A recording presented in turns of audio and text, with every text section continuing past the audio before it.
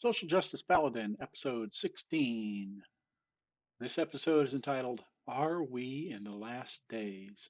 Part 1 of 2. I get a healthy amount of criticism stating that my posts are, quote, too preachy from time to time. I try to maintain a healthy balance of content, but sometimes I just gotta let it out. This is just one of those episodes. So if you're here for the humor and the dad jokes, then maybe this episode isn't for you. On the other hand, if you're genuinely curious about the speculation that we are in the last days according to the Bible prophecy, and you want to know what the Bible has to say, and not my opinion, then stick around. It's about to get interesting. Now, when I'm not constructing blog posts or playing World of Warcraft, it's that last game of Iome that I can play with just a mouse, and then I'm surfing Reddit, mostly the Christian forums. I spend a decent amount of time on the conspiracy forum too, as they can tend to overlap regarding the New World Order stuff. Those of us that study Bible prophecy, even as a hobby, realize that all the signs of the tribulation, which are given in Matthew 24 and Luke 21, plus a slew of other Old Testament passages, are converging in our generation's time. I don't have the space to survey the entire scope of apocalyptic literature in just a few short minutes, and there are others who have done a much better job in the past. People like Chuck Missler, Hal Lindsey, Barry Awe, J.D. Farag, and many, many others go into great detail dissecting the scriptures and following every breadcrumb way better than I ever could. But the number one question that lingers out there on the internet for both Bible students and secular people alike is, are we in the last days? Essentially, the question means, how much time is left, both for the world and for me personally? Spoiler alert, not much. But what makes me so confident about my answer? Well, there are a lot of things, but in this video, I'd just like to explore just a couple of them. Now, this was originally going to be a one-part video, but I won't be able to do a decent job in just the one episode. Part one is going to talk about a couple of end time signs which are given by Jesus, and then part two will be some signs which are given by Peter in 2 Peter chapter 3. First, let's address a couple of specific things that Jesus said in Matthew chapter 24. Number one, but about that day or the hour, no one knows, not even the angels in heaven, nor the Son, but only the Father. Matthew 24:36 NIV. So at the outset, let me be clear. I'm not basing this teaching off of wild dreams or any extra biblical revelations. I don't know when Jesus is returning. That being said, Jesus said that, quote, no one knows the day or the hour, end quote. But then he describes for his disciples the conditions the world would be experiencing at the time of his return. In other words, we cannot know the day or the hour with any precision, but we can be sensitive to the season of his return. Why else would he give us signs for us to watch for? Number two, Jesus also said, truly I tell you, this generation will certainly not pass away until all these things have happened. Matthew 24, verse 36 NIV.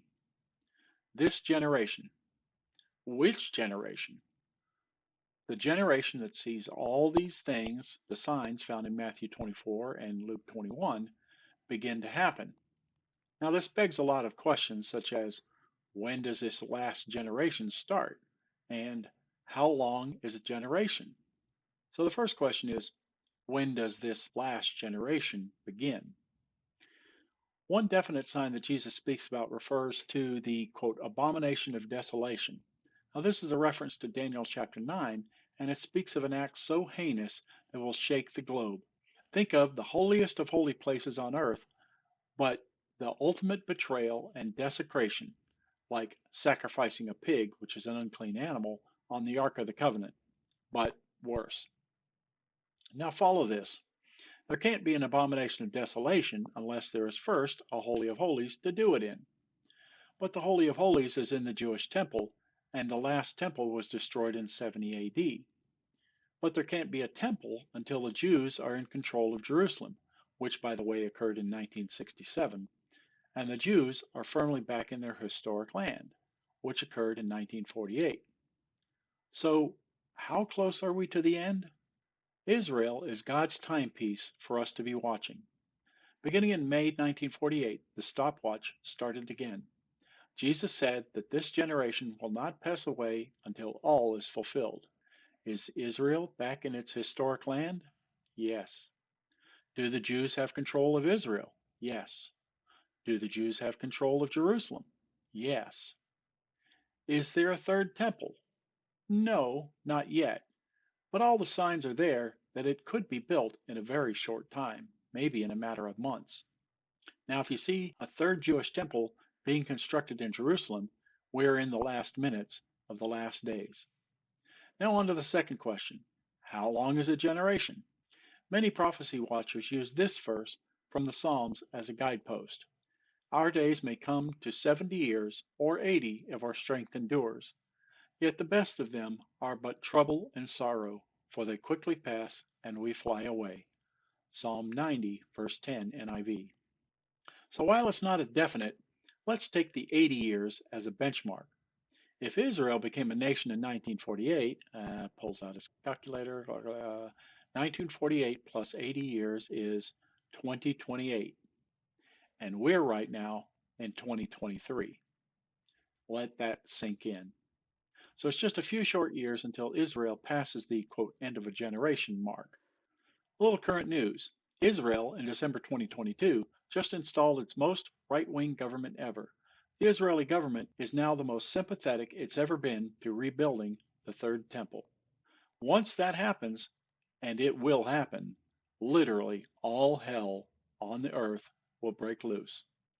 Finally, I think this is a solid answer to all those skeptics who are saying, now how do you know it won't be for another 100 or maybe 1,000 years? Because Jesus said so.